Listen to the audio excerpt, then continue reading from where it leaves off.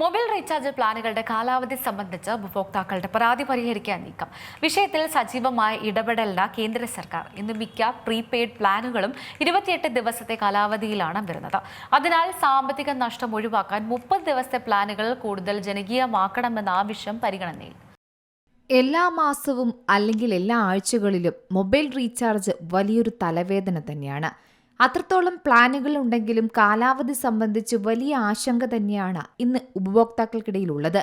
എന്നാൽ ഇതാ mobile recharge പ്ലാനുകളുടെ കാലാവധി സംബന്ധിച്ച് രാജ്യത്തെ കോടിക്കണക്കിന് വരുന്ന സാധാരണക്കാർക്ക് വലിയൊരു ആശ്വാസം നൽകുന്ന വാർത്തയാണ് പുറത്തുവരുന്നത്.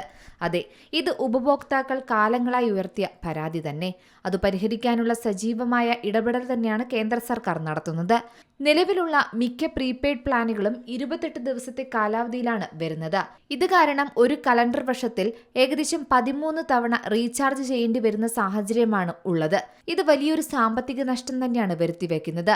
എന്നാൽ ഇത് ഒഴിവാക്കാൻ ഒരു മാസം മുഴുവൻ നീണ്ടു നിൽക്കുന്ന 30 ദിവസത്തെ പ്ലാനുകളാണ് ഇനി വരാൻ പോകുന്നത്. കേന്ദ്ര ടെലികോം മന്ത്രാലയം വിവിധ കമ്പനികളോട് ഇക്കാര്യം ആവശ്യപ്പെട്ടിട്ടുമുണ്ട്.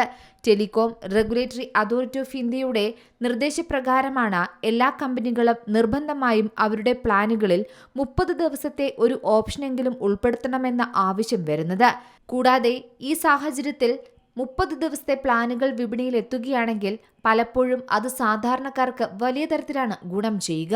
ഒരു വർഷം 365 ദിവസമുള്ളപ്പോൾ 28 ദിവസത്തെ റീചാർജ് ചെയ്യുമ്പോൾ ലഭിക്കുന്നത് 336 ദിവസത്തെ സേവനം മാത്രമാണ്. ബാക്കിയുള്ള 29 ദിവസങ്ങൾക്കായി ഉപഭോക്താക്കൾ ഒരു മാസത്തെ അധിക തുകയാണ് ഇപ്പോൾ ചിലവാക്കേണ്ടി വരുന്നത്. ആ അധിക സാമ്പത്തിക ഭാരം ജനങ്ങൾക്കിടയിൽ വലിയ ബുദ്ധിമുട്ട് തന്നെ സൃഷ്ടിക്കുന്നുണ്ട്. പ്രത്യേകിച്ച് ഒരു വീട്ടിൽ കുറേയധികം അംഗങ്ങൾക്കും അവർക്കൊക്കെ മൊബൈൽ റീചാർജ് പോലുള്ള അവസ്ഥ വരുമ്പോൾ ഒരു സാമ്പത്തിക ബുദ്ധിമുട്ട് ഒരു കുടുംബത്തെ തന്നെയാണ് ബാധിക്കുന്നത്. പ്രത്യേകിച്ച് ആകർഷണീയമായ വിവിധതരം ഓഫറുകൾ ടെലികോം കമ്പനികൾ നൽകുമ്പോൾ അതെല്ലാം ഉപഭോക്താക്കളൊന്ന് പരീക്ഷിക്കാറുമുണ്ട്.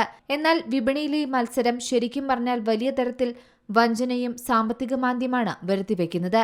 കാലാവധി കഴിഞ്ഞ ഉടൻ തന്നെ ഇൻകമിംഗ് സേവനങ്ങൾ നിർത്തലാക്കുന്ന കമ്പനികളുടെ നടപടിയും ഇപ്പോൾ സർക്കാർ ഗൗരവമായി പരിശോധിച്ചു വരികയാണ്. എന്തായാലും വരും ദിവസങ്ങളിൽ മൊബൈൽ റീചാർജ് രംഗത്ത് വലിയ മാറ്റങ്ങളും പരിഷ്കാരങ്ങളും പ്രതീക്ഷിക്കാം. നിലവിലുള്ള പ്ലാനുകളുടെ കാലാവധി പുനഃക്രമീകരിക്കുന്നതിനെക്കുറിച്ചും ഇൻകമിംഗ് സേവനങ്ങളുടെ ദൈർഘ്യം മാറ്റുന്നതിനെക്കുറിച്ചും പുതിയ മാർഗനിർദ്ദേശങ്ങൾ പുറപ്പെടുവിക്കാൻ സാധ്യതയുണ്ട്. 30 ദിവസത്തെ പ്ലാനുകൾ നിർബന്ധമാക്കുന്നതിലൂടെ വർഷത്തിൽ ലാഭിക്കാൻ കഴിയുന്ന തുക വളരെ വലുതാണ്.